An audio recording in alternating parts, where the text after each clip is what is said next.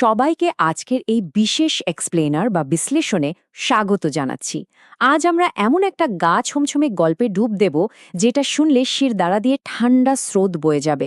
The shadow of হিজলডাঙ্গার সেই ভুলে যাওয়া গ্রাম আর এক অভিশপ্ত জমিদার বাড়ির হাড় হিম করার রহস্য আজ আমরা উন্মোচন করতে চলেছি।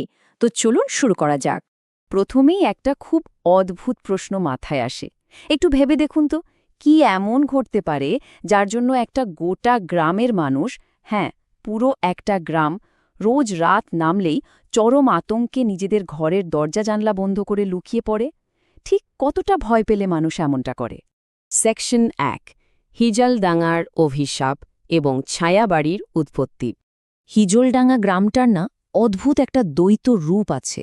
দিনের বেলা দেখলে মনে হবে আর ৫টা সাধারণ গ্রামের মতোই। কাঁচা রাস্তা, চারদিকে বাঁশঝাড়, শান্ত ধানক্ষেত, বেশ সুন্দর তাই না?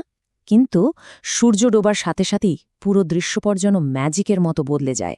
গ্রামের একদম শেষে থাকা সেই পুরনো বাড়িটা, যাকে সবাই ছায়াবাড়ি বলে, তার এক অদৃশ্য আর দম বন্ধ করা আতঙ্কে পুরো গ্রাম যেন রাতারাতি পক্ষাঘাতগ্রস্ত হয়ে পড়ে। এবার এই টাইমলাইনটার দিকে একটু তাকানো যাক। শুরুটা হয়েছিল জমিদার আমলের চরম সমৃদ্ধি দিয়ে। তারপর হঠাৎ একদিন সেই ভয়াবহ অগ্নিকাণ্ড। পুরো জমিদার পরিবার চোখের নিমেষে পুড়ে ছাই হয়ে গেল। আর সবচেয়ে অদ্ভুত ব্যাপার কি জানেন? গ্রামবাসীদের কথা অনুযায়ী সেই রাতে ওই জ্বলন্ত বাড়ির ভেতর থেকে নাকি কান্নার বদলে এক বিকৃত পৈশাচিক হাসির শব্দ শোনা গিয়েছিল। এরপর গত ১০ বছরে ওই বাড়ির কাছ থেকে রহস্যজনকভাবে ৩ জন মানুষ স্রেফ উধাও হয়ে গেছে। আর এই সব কিছুর শেষে বর্তমান সময়ে ওই গ্রামে এসে পৌঁছায় তরুণ লেখক ঋত্বিক। সেকশন ২, ঋত্বিকের মধ্যরাতের তদন্ত এবং উপেক্ষিত সতর্কতা। এবার আমরা একদম ঋত্বিকের জায়গায় দাঁড়িয়ে ব্যাপারটা ভাবার চেষ্টা করব। গ্রামের স্কুলমাস্টার অনির্বাণের কড়া বারণ সত্ত্বেও একটা রিয়েল লাইফ ভূতের গল্পের খোঁজে ঋত্বিক মাঝরাতে বেরিয়ে পড়ল। হাতের সম্বল বলতে শুধু একটা টর্চ, একটা ক্যামেরা আর ডায়েরি। প্রথম ধাপে ঘন কুয়াশায় ঢাকা আর শিয়ালের ডাকে ভরা সেই কাঁচা রাস্তাটা সে পেরোল। দ্বিতীয় ধাপে ওই মচ্ছে ধরা ভাঙা লোহার কেটটা ঠেলে ভেতরে ঢুকল। আর তৃতীয় ধাপে কর্মর শব্দ করতে থাকা সেই আধপোড়া কাঠির সিঁড়ি বেয়ে সে আস্তে আস্তে ওপরে উঠতে শুরু করল। বাড়িটার ভেতরের পরিবেশ যে ঠিক কতটা ভয়ঙ্কর সেটা বোঝানোর জন্য শুধু এর শব্দগুলোই যথেষ্ট। কনকনে ঠান্ডার মধ্যে বাতাসে দুলতে থাকা ওই ভাঙা লোহার গেটের ক্যাচ ক্যাচ আওয়াজ, এই শব্দটাই যেন ঋত্বিককে বারবার সাবধান করছিল যে সামনে চরম বিপদ। ঘুটঘুটে অন্ধকার, পিনপতন নীরবতা, আর ঠিক সেই মুহূর্তে অন্ধকার ফুঁড়ে কেউ একজন ফিসফিস করে বলে উঠল, ঋত্বিক। ভাবলেই গায়ে কাঁটা দিয়ে ওঠে, তাই না? নিজের নামটা ওই পোড়ো বাড়ির অন্ধকারে শুনে ঋত্বিকের রক্ত যেন জল হয়ে গিয়েছিল। সে চমকে পেছনে ঘোরে, কিন্তু না, ঘুটঘুটে অন্ধকার ছাড়া সেখানে আর কেউই ছিল না। সেকশন ৩, পোড়া আত্মাদের দর্শন এবং দোতলায় আটকে পড়া। এবার দোতলার ওই ঘরটার ভেতরের অবস্থাটা একবার ভাবুন। সব যুক্তি যেন এখানে এসে মুখ থবড়ে পড়ে। বছরের পর বছর ধরে পড়ে থাকা একটা পরিত্যক্ত বাড়ি, অথচ সেখানে কাঠের টেবিলের উপর একটা লণ্ঠন রহস্যময়ভাবে জ্বলছে। হঠাৎ করে ঘরের তাপমাত্রা একদম বরফের মতো ঠান্ডা হয়ে গেল, আর দেওয়ালের পোড়া দাগগুলো থেকে যেন অদ্ভুত একটা লাল রঙের আলো ঠিকরে বেরোতে শুরু করল। পুরো পরিস্থিতিটা আক্ষরিক অর্থেই এক অসম্ভব বিভীষিকা। আতঙ্ক তখন তার চূড়ান্ত সীমায়। সাদা শাড়ি পরা, এলোমেলো চুলের এক অর্ধেক পোড়া মহিলা যখন আস্তে করে মাথা তুলে ঋত্বিকের দিকে তাকালো আর শুকনো পাতা ঘষার মতো খসখসে গলায় বলে উঠল, অনেক দিন পরে কেউ এলো। উফ, এই একটা কথাই বুঝিয়ে দেয় ওই অভিশপ্ত বাড়ির ভেতর যুগের পর যুগ ধরে এক বীভৎস অপেক্ষা চলছে। কথা শেষ হতে না হতেই হঠাৎ ধাম করে একটা ভারী শব্দে ঘরের দরজাটা নিজের থেকে সজোরে বন্ধ হয়ে গেল। ঋত্বিক পুরোপুরি আটকে পড়েছে।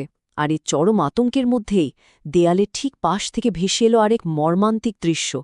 ফাঁকা চোখের একটা অর্ধেক পোড়া শিশু ফুপিয়ে ফুপিয়ে কাঁদছে আর ফিসফিস করে বলছে, মা, খুব কষ্ট হচ্ছে। চলে আসছি সেকশন ৪-এ, ডায়েরির গোপন রহস্য আর টেবিলের নিচে লুকিয়ে থাকা সত্য। আসল সত্যিটা কিন্তু লুকিয়েছিল ওই টেবিলটার নিচে পড়ে থাকা একটা পুরনো আধপোড়া ডায়েরির পাতায়। ওই ডায়েরিটাই পুরো গল্পের মোড় ঘুরিয়ে দেয়। এটা যে শুধু কোনো ভূতের গল্প নয়, বরং এক নির্মম হত্যাকাণ্ডের দলিল, সেটা বোঝা যায় ডায়েরির শেষ পাতাটা পড়লে। কাঁপা কাঁপা হাতে সেখানে স্পষ্ট লেখা ছিল, আজ আবার সে রেগে গেছে, বাড়িতে আগুন লাগানো হয়েছে। ঋত্বিকের আর বুঝতে বাকি রইল না কী ভয়াবহ ঘটনা ঘটেছিল সেদিন। তার মানে জমিদার পরিবারের সেই মৃত্যু কোনো নিছক দুর্ঘটনা ছিল না। সম্পত্তির লোভে এক আত্মীয়র চক্রান্তে পুরো পরিবারকে জ্যান্ত পুড়িয়ে মারা হয়েছিল। একটা পরিকল্পিত খুন। আর সবচেয়ে চমকে দেওয়ার মতো তথ্য হল, সেই খুনি নিজেও কিন্তু ওই আগুন থেকে বাঁচতে পারেনি, সেও পুড়ে মারা যায়। এই তথ্যটা সামনে আসতেই অভিশাপের আসল, প্রতিশোধপরায়ণ এবং বীভৎস রূপটা আমাদের কাছে পরিষ্কার হয়ে যায়। সেকশন ৫, অগ্নিময় পলায়ন আর সেই খুনির জাগরণ। ঠিক সেই মুহূর্তে বন্ধ দরজার ওপাশ থেকে অন্ধকার করিডোর বেয়ে একটা ভারী পায়ের শব্দ এগিয়ে আসতে শুরু করে। ধূপ ধূপ ধূপ। এই একঘেয়ে অশুভ শব্দটা পুরো পরিস্থিতিকে এক লহমায় পাল্টে দেয়। বিশাল কোন এক সত্তার হেঁটে আসার এই শব্দ প্রমাণ করে সেই আসল দানব, সেই নিষ্ঠুর খুনি এবার ঠিক দরজার ওপাশে এসে দাঁড়িয়েছে। এই খুনির আত্মার বর্ণনা শুনলি রীতিমতো রাতের ঘুম উড়ে যাবে। বিশাল লম্বা একটা চেহারা, আপাতমস্তক নিকষ কালো পোশাকে ঢাকা, মুখটা আগুনে পুড়ে একেবারে বিভৎস হয়ে গেছে, আর চোখ দুটো যেন জ্বলন্ত কয়লার মতো লাল রঙের জলজল করছে। তার শরীর থেকে বেরোচ্ছে পোড়া মাংসের সেই বমিও আনা কটু গন্ধ। এই বর্ণনাটা অতি প্রাকৃত আতঙ্ককে যেন একেবারে আমাদের চোখের সামনে বাস্তব করে তোলে।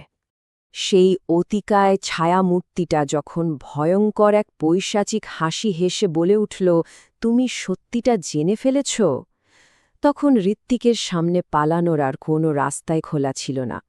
শুরু হয় এক রুদ্ধশ্বাস, প্রাণপণ দৌড়। চোখের সামনে পুরো বাড়িটা দাউ দাউ করে জ্বলে ওঠে, চারপাশ কাঁপতে থাকে, আর ঋত্বিক নিজের জীবনের ঝুঁকি নিয়ে সেই জ্বলন্ত ধ্বংসস্তূপ থেকে বাইরের প্রবল বৃষ্টির মধ্যে এক প্রকার ছিটকে বেরিয়ে আসে। সেকশন ৬, ছায়ার প্রত্যাবর্তন এবং ফিরে আসা অভিশাপ।